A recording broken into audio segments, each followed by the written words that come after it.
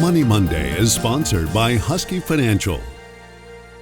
Well, if you live in the Lowcountry, it's hard to miss. We're at the South Carolina Ports in Charleston, where really you don't have an appreciation for the magnitude of what happens here until you've actually set foot at the port. And I have the honor of standing here with Jim Newsome, CEO of the Charleston Port. Well, it's nice to have you here today, Thank you. Layla. It's a long overdue visit, and I'm glad you got a chance to see what we do.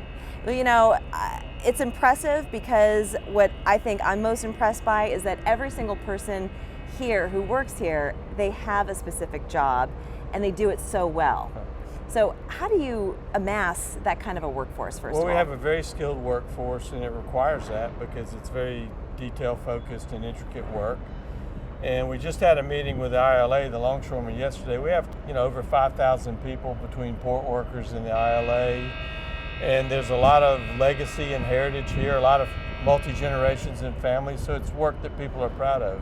And they work hard at it, and it's demanding. And you've been here since? Since September 2009. Since 2009, and so this is going to be the year that you pass the baton. Correct. But you've seen things change incredibly, and particularly over the pandemic. Maybe you can talk a bit about maybe some of the unexpected trends that you saw. Well, sure. I mean, we were at the low point volume-wise when I joined the port in 2009, and we've doubled our volume really in 10 or 11 years. And the major trend that we've dealt with is really handling big container ships. In my time here, we've gone from 5,000 TEU ships to 8,000 and now 14, 15, 16,000, and that's really the dominant trend. And everything we've done investment-wise has been to keep up with that trend. Mm-hmm. If you think about it, a shipping line gets a new ship in 3 years. It takes us 10 years to build port infrastructure. So we've all been playing catch up, and we've done a particularly good job doing that in the port. Charleston is a major hub for ports in this country, and how do you think it got there? Well, it's a top 10 port, which is important because of the scale required. We handled a record volume of 1.53 million pier containers. A lot of that has to do with the fact that South Carolina manufactures, which drives exports to emerging markets.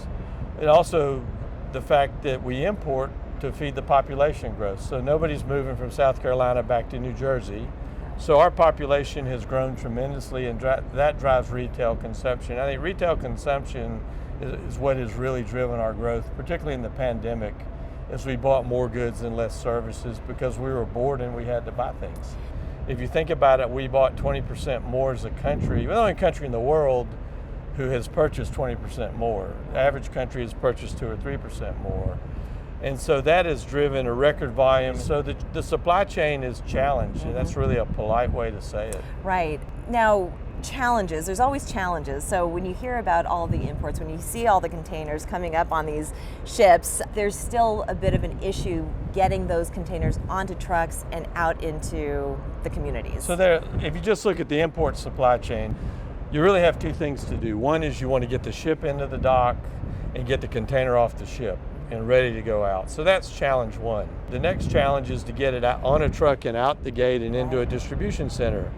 And that's been an ongoing challenge. And if you look at June of last year, we had about 11,000 containers on our terminals of imports. Mm-hmm. Today we have 25,000. Goodness.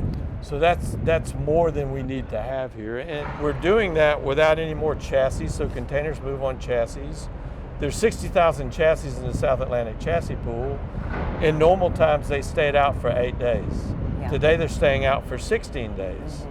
So with the same number of chassis, you realize that pool is 100% utilized. So you're still seeing that trucking shortage as we're coming out of 2021 and into 2022, but there's still a lot of opportunity right here at the ports to keep things moving. Sure. So maybe you can tell our audience what kind of jobs are out there and available for people, and what's required to be able to work. Well, there are, again, we did a calculation with the ILA. There are probably 5,000 jobs between the port and the ILA. They're adding people. We're adding people. We hired 150 people. And I think the important message for your listeners, these are good paying jobs, don't require a college degree, are great for young people that have affinity for joysticks and gaming and things like that, because that's how these machines are run. And after 3 years as an operator on one of these machines, you make $37 an hour. Yeah. You make a lot of overtime. The ILA is the same. So it's highly skilled work. It's not boring. It's not repetitive. And I think it's a great place to work. Jim, I want to thank you so much for bringing us Well, thanks here. for coming out. Appreciate Thanks for that. your interest. We're back Appreciate after it. this. Money Monday is sponsored by Husky Financial.